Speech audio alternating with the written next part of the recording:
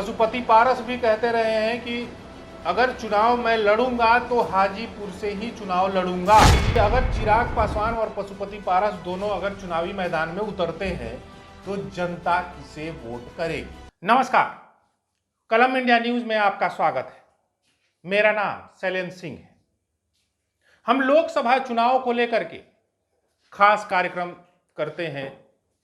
लोकसभा को लेकर के विशेष जानकारी, प्रत्याशियों के बारे में, उम्मीदवारों के बारे में, लोकसभा को समझने की कोशिश करते हैं कि 2024 को लेकर के सियासी पार्टियों की क्या तैयारी है। उसको लेकर के हम लोग अफवाह और चर्चा, जो हमारा कार्यक्रम का थीम है, उसको लेकर के आज फिर हाजिर हूं। आज बात हाजीपुर लोकसभा सीट की।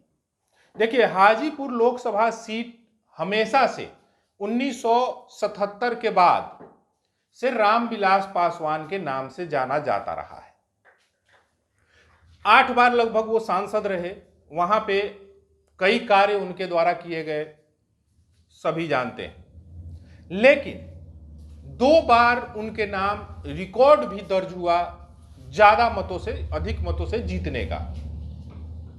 उसको लेकर के भी चर्चा करेंगे।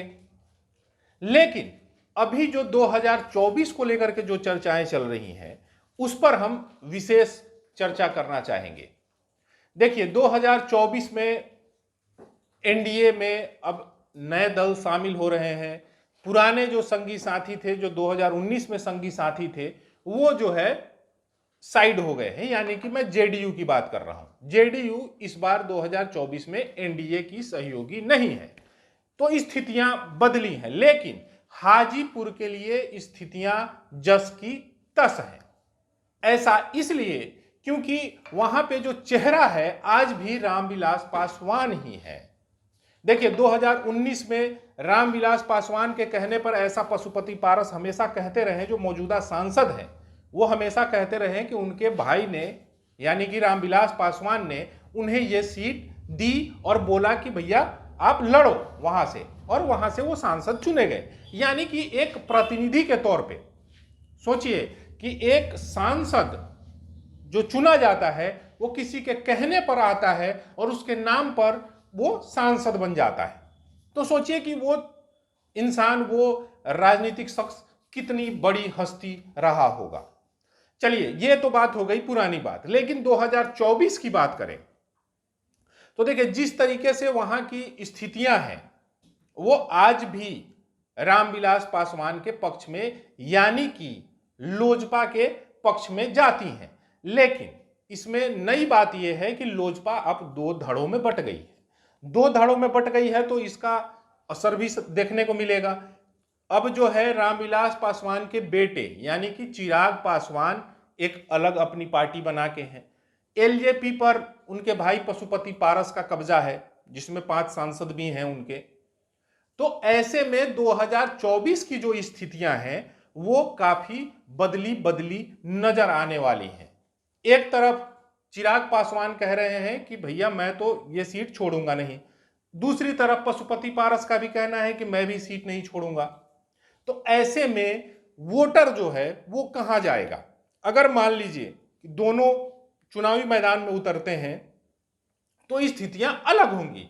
हालांकि जो राजनीतिक जानकार हैं वो कहते हैं कि दोनों में से कोई एक ही चुनावी मैदान में उतरेगा। भले ही अभी बयानबाजी का दौर चल रहा है, मान मनौवल की भी बात हो रही है, बीच में चीजें आई कि सॉर्ट आउट हो गई हैं चीजें, लेकिन वो चीजें अभी भी जारी हैं। अभी एक ताजा अपडेट भी है कि पशुपति पारस को जान से मारने की धमकी मिली। परफेक्शन IAS, UPSE और BPSC फाउंडेशन क्लासेस के लिए समर्पित संस्थान। यहाँ आपको UPSE selected and interview appeared faculties द्वारा गाइड किया जाता है। Separate batches for Hindi and English medium. 65वीं और 64वीं BPSC एग्जाम में 69 और 107 रिजल्ट्स एवं 66वीं BPSC एग्जाम में 131 रिजल्ट्स हासिल किया है परफेक्शन IAS टीम ने। परफेक्शन IAS, कुमार टार, रोड, पटना। जान से मारने की धमकी मिली तो जो है वो हाजीपुर चले गए केस दर्ज करवाने। और उनके ही पार्टी के एक नेता हैं जो चिराग पासवान के समर्थकों पर आरोप लगा रहे हैं कि उन्हीं के द्वारा जो है ये धमकी दी गई है। हालांकि ये राजनीति में किसी भी हालत में ठीक स्थिति नहीं है कि आप किसी केंद्रीय मंत्री हैं, पशुपति पारस केंद्रीय मंत्री हैं, सांसद हैं, ऐसे में उनको जो है जान से मारने की धमकी दी जा रही है, तो ये गलत चीजें हैं। लेकिन अगर आप हाजीपुर लोकसभा सीट को आप समझेंगे तो देखिए उसमें जो है आरक्षित सीट है, ये सभी जानते हैं। उसमें 6 विधानसभा सीटें आती हैं। 6 विधानसभा सीटें जो है हाजीपुर, लालगंज, महुआ, राजापाकड़, राघोपुर और महनार शामिल। देखिए राघोपुर में आरजेडी का गढ़ रहा है, ये भी आप लोग जानते हैं। तो ऐसे में वहां जो है एससी सीट होने के साथ ही, एससी सीट होने की वजह से वहां जो है उनका बोलबाला है, और एससी सीट यानी कि पिछड़ा, अति पिछड़ा वगैरह जो भी है, उन पे जो है वो रामविलास पासवान की अच्छी पकड़ थी। और आज की डेट में वो वोट ट्रांसफर जो है वो चिराग पासवान को हुआ है। जो भी वोटिंग परसेंट है वो पूरे बिहार में लगभग 6 से 8% के बीच में वो वोटिंग परसेंट बताते हैं कि 6 से 8% के करीब है, और जिसपे चिराग पासवान अपना दावा करते हैं। लेकिन 2024 से पहले अगर चीजें सॉर्ट आउट नहीं हुई, अगर पशुपति पारस अड़े हुए हैं, चिराग पासवान भी कह रहे हैं कि वो मेरे पिताजी की सीट है, मैं तो वो सीट किसी भी कीमत पर नहीं छोड़ूंगा। हालांकि 2 बार से सांसद जो है वो चिराग पासवान जमुई से हैं, तो ऐसे में स्थितियां जो है 2024 में बदलने वाली हैं। अब 2024 में क्या बदलेंगी स्थितियां वो तो आने वाला वक्त ही बताएगा। लेकिन रामविलास पासवान की धमक कह लीजिए या फिर उनका छाप कह लीजिए, आज भी हाजीपुर सीट पर आप देख सकते हैं। क्योंकि देखिए जो 8 बार सांसद रहा, रिकॉर्ड मतों से उन्होंने जीत हासिल की। कई बार मतलब कहते थे कि वो मौसम वैज्ञानिक थे, है ना, मौसम वैज्ञानिक थे, इसलिए कि वो सरकार किसी की भी हो लेकिन वो मंत्री बन जाते थे केंद्र में। हालांकि वो बिहार की राजनीति में कम एक्टिव रहे, केंद्र की राजनीति में ज्यादा एक्टिव रहे। और उन्होंने अपनी फैमिली को भी, ऐसा नहीं कि उन्होंने अपनी फैमिली को आगे नहीं बढ़ाया, उनकी फैमिली में भी कई मेंबर जो है वो मेंबर ऑफ पार्लियामेंट है ना। तो चीजों को बखूबी समझते थे और उन्होंने हाजीपुर को बहुत कुछ दिया भी है। जो वहां के वोटर, वहां के जो उनके समर्थक है वो कहते हैं कि हाजीपुर को उन्होंने बहुत कुछ दिया है, बहुत कुछ किया है। और हाजीपुर जो आज कई औद्योगिक कंपनियां जो वहां लगी हैं, रेलवे का जो काम हुआ है, वो कई तरीके का काम का सेहरा जो है वो रामविलास पासवान के सर बंधा हुआ है। तो उसका फायदा भी वहां के लोगों को मिलना तय है। लेकिन अब आप कहेंगे ये तो बात हो गई रामविलास पासवान और पशुपति पारस की और चिराग पासवान की। लेकिन आप देखिए कि वहां से कई और राजनेता हैं जो अपना दमखम दिखाएंगे। उन राजनेताओं में आरजेडी के भी हैं। हालांकि आरजेडी के नेता उतने कामयाब नहीं हो पाते। इस बार जो है वो आरजेडी और जेडीयू एक साथ चुनाव लड़ रही है। तो ऐसे में इस बार कई लोगों का नाम जो है वो चर्चा में है। क्योंकि देखिए जिस तरीके से राजनीतिक परिदृश्य जो बदला है, उसमें कई और नेता भी सामने आएंगे, उसमें जुड़ेंगे। जिसमें देखिए शिवचंद्र राम, देखिए ये भी पुराने नेता हैं, इनकी भी पकड़ बहुत अच्छी मानी जाती है। उसके बाद संजीव प्रसाद टोनी, इनका भी नाम सुर्खियों में है, चर्चा में है कि वो जो है हो सकता है कि 2024 में फिर से दावेदारी करें। इसके साथ इंजीनियर राजकुमार, इनकी भी चर्चा है कि वो भी जो है चुनाव लड़ सकते हैं। हो सकता है निर्दलीय, कोई पार्टी नहीं देगी। कई ऐसे राजनेता हैं जो अपने दमखम पर ही चुनाव लड़ने के लिए उतारू हो रहते हैं, चुनाव में उतर जाते हैं। तो उसमें राजकुमार पासवान का भी देखिए, पासवान का वहाँ पे वोटिंग परसेंट बहुत अच्छा है ना। ऐसे में राजकुमार पासवान भी चुनावी मैदान में उतर सकते हैं, इसमें कोई दो राय नहीं है। ऐसे में बताया जा रहा है कि एक बालेंद्र दास है, बालेंद्र दास को लेकर के भी चर्चाओं का बाजार गर्म है। कहा जा रहा है कि ये राजद के किसी बड़े नेता के संपर्क में है, उनके जानने वाले हैं, और कहा जा रहा है कि हो सकता है कि बालेंद्र दास को भी टिकट मिल जाए। ऐसे में कई और नाम हैं जो सुर्खियों में है और उन्होंने तैयारी भी शुरू कर दी है। ऐसा नहीं है कि वो तैयारी नहीं कर रहे हैं, तैयारी भी कर रहे हैं।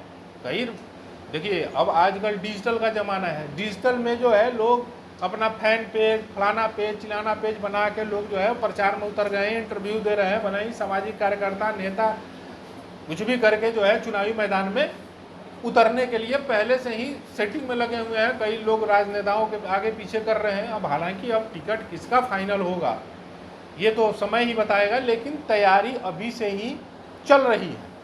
और लगातार जो है लोग जितना जिसका अपना हैसियत है, अपने अपने, मान लीजिए कि कोई राजद का नेता है तो वो राजद के सुप्रीमो से मिलना चाह रहे हैं, तेजस्वी से मिल रहे हैं, तेज प्रताप से मिल रहे हैं। कोई जेडीयू का है तो वो जो है अपना नीतीश कुमार, ललन सिंह वगैरह से मुलाकात कर रहे हैं। तो ऐसे मुलाकातों का दौर जारी है और लगातार अपना जो है वो मार्केटिंग राजनेता कर रहे हैं। इसमें कई नाम, 4-5 नाम तो हमने बता दिए, और कई और लोग हैं जो इसमें लगे हुए हैं। और देखिए, जिस तरीके से हाजीपुर की सियासत रही है उसमें सबसे बड़ा जो मुद्दा है वो पशुपति पारस और चिराग पासवान को लेकर के। अगर हमेशा से देखिए, पशुपति पारस भी कहते रहे हैं कि अगर चुनाव मैं लड़ूंगा तो हाजीपुर से ही चुनाव लड़ूंगा, अदरवाइज मैं चुनाव नहीं लड़ूंगा। और चिराग पासवान भी लगातार कहते रहे हैं कि वो भी चुनावी मैदान में हाजीपुर सीट को नहीं छोड़ने वाले हैं। ऐसे में अगर मान लीजिए कि एनडीए, अगर, क्योंकि देखिए चिराग पासवान ने कहा था कि हमारी बातचीत हुई है, तभी वो जो है दावा कर रहे हैं हाजीपुर सीट को लेकर के, और उनके पिताजी की सीट रही है, इसमें कोई दो राय नहीं है कि उनके पिताजी की सीट रही है और उन्होंने पशुपति पारस को आगे बढ़ाया था। ऐसे में अगर चिराग पासवान अगर उतरते हैं और उनको एनडीए की तरफ से ये आश्वासन दिया गया है, उनको आश्वासन ये दिया गया है कि उनको हाजीपुर सीट दी जाएगी, और अगर चिराग पासवान हाजीपुर सीट से उतरते हैं तो पशुपति पारस क्या करेंगे, सबसे बड़ा सवाल है। और पशुपति पारस अगर वहां से उनको एनडीए सीट नहीं देती है तो क्या वो इंडिया यानी कि महागठबंधन में चले जाएंगे? क्योंकि बीच में सुगबुगाहट भी चल रही थी, लोग कह रहे थे कि अगर सीटों को लेकर के बातचीत नहीं बनी तो वो इंडिया में चले जाएंगे। ऐसे में अगर वो इंडिया में चले जाते हैं, अगर इंडिया मतलब महागठबंधन में अगर उनको सीट मिल जाती है तो क्या चिराग पासवान वर्सेज पशुपति पारस देखने को मिलेगा? और देखिए, अगर चिराग पासवान और पशुपति पारस दोनों अगर चुनावी मैदान में उतरते हैं तो जनता किसे वोट करेगी? क्योंकि देखिए, जनता जो है वो रामविलास पासवान का, उनका जो वोट बैंक रहा है वही वोट ट्रांसफर अभी तक हो रहा है। या पशुपति पारस लड़े या फिर चिराग पासवान लड़े। अगर चिराग पासवान लड़ते हैं और पशुपति पारस अगर दूसरी तरफ इंडिया के अगर प्रत्याशी होते हैं तो क्या पशुपति पारस वहां सरवाइव कर पाएंगे? ये सबसे बड़ा सवाल है।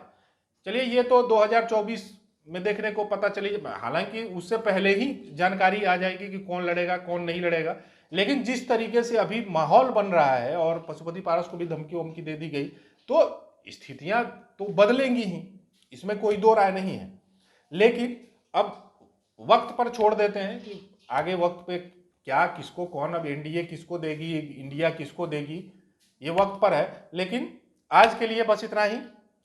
अगर आपने अभी तक हमारे चैनल को सब्सक्राइब नहीं किया तो सब्सक्राइब कीजिए, शेयर कीजिए, वीडियो पसंद आए तो लाइक वही कर दिए, कमेंट करते रहिए, हम लोग का भी हौसला बढ़ता रहेगा, है ना। धन्यवाद।